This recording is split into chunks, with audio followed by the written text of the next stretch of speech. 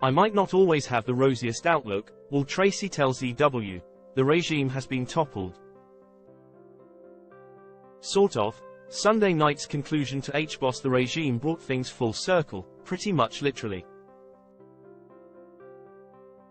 Elena, Kate Winslet, goes on the run with Zubik, Matthias Schernitz, when the palace walls are breached. She and Zubik attempt to find help from local citizens, as they try to evade the rebels. But eventually, they are captured and discover that some of her former ministers, including singer Henry Goodman, have been working to bring down Zubik and his unhinged influence with the aid of the United States, who wish to see their interests in Cobalt protected. Elena, in a final bid for power, sacrifices Zubik and she retains her title, only now as even more of a figurehead with significantly increased oversight from her ministers. Zubik replaces her father, and Elena now visits his corpse to talk through her anxieties. In a sense, one version of this autocracy is replaced with another, and nothing changes much for the people who live at the whims of the ruling class. It's not a very hopeful ending, but it is, sadly, a realistic one. So, we called up creator Will Tracy to get his take on the finale, from potential alternate endings he had in mind to whether or not Elena ever truly loved Zubik. Entertainment Weekly, the whole series builds to this mostly successful coup. But did you have any alternate endings in mind, like Elena dying, or her and Zubik winning out? What were those conversations like? Will Tracy. My initial early version of it was a bit like the end of Romanian Dictator, Kozakis Regime, where Shush is on the run and they nab her and it's a very quick, hastily convened tribunal, and then Shush is hanged in the town square or whatever. Just by default, I thought she would get her just desserts. But with a sense that what might be replacing her might not necessarily be vastly better. But that was really only because I hadn't put much thought into it until later into breaking this season. I landed on this idea of, what if it's pressing the reset button on the Nintendo? And it all loops back to the beginning, but with those who survive carrying these emotional scars from what transpired. Yet the political story, as it often happens in our world, runs cyclically back to where it started.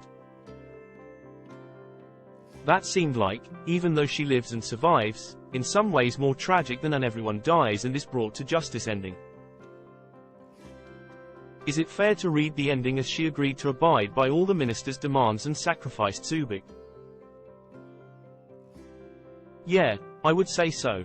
H is sacrificed on the altar of regional political strategy. The arrangement that she had at the very beginning, which made her feel placated and secure, ultimately is the only relationship via which she can survive. And survival is really all she cares about. Really, what any autocrat cares about is hanging on to power because they know on the other end is The Hague or a noose in a town square. So, it goes back to the relationship that worked with slightly different optics, but Shush is letting herself become a pawn in the new clean energy economy and the new Cold War against China. But Shush is happy to do that if it means she gets to hang on. Given Zubik's reputation for brutality, I expected him to go a bit more Scarface last-ditch effort at the end there. Why did you decide to let him go more peacefully in the end? We did talk about that maybe this guy would want to go out in his blaze of glory. But he sees the pointlessness of that. And also, H is willing to do this for her.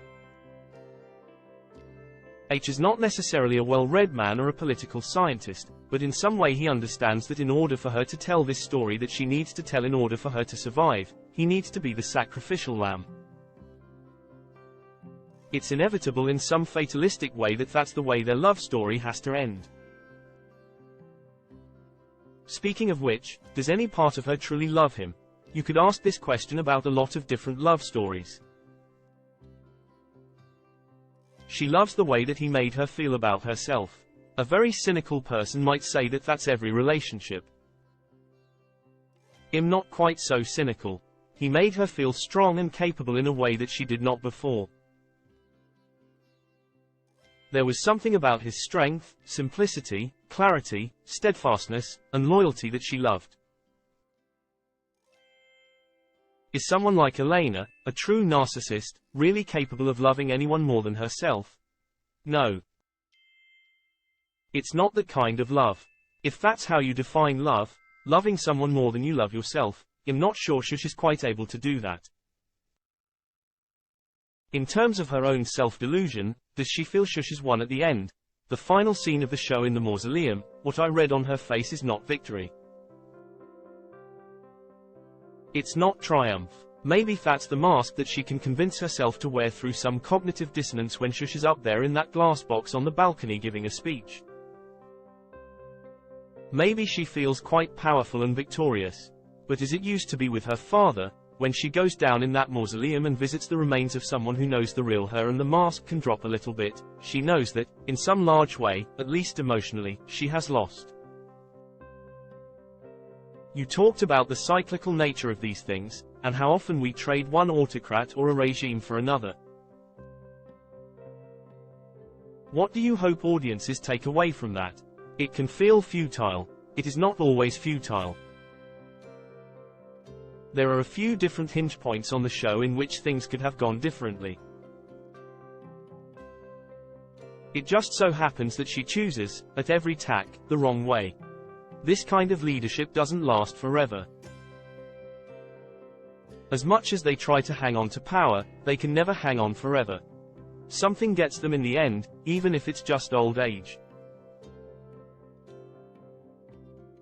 And sometimes you have to wait that out because the consequences of a more interventionist violent regime change can be even more catastrophic. I'm not giving a very hopeful answer, but sometimes it really is a case of letting the political will and the leadership play its course.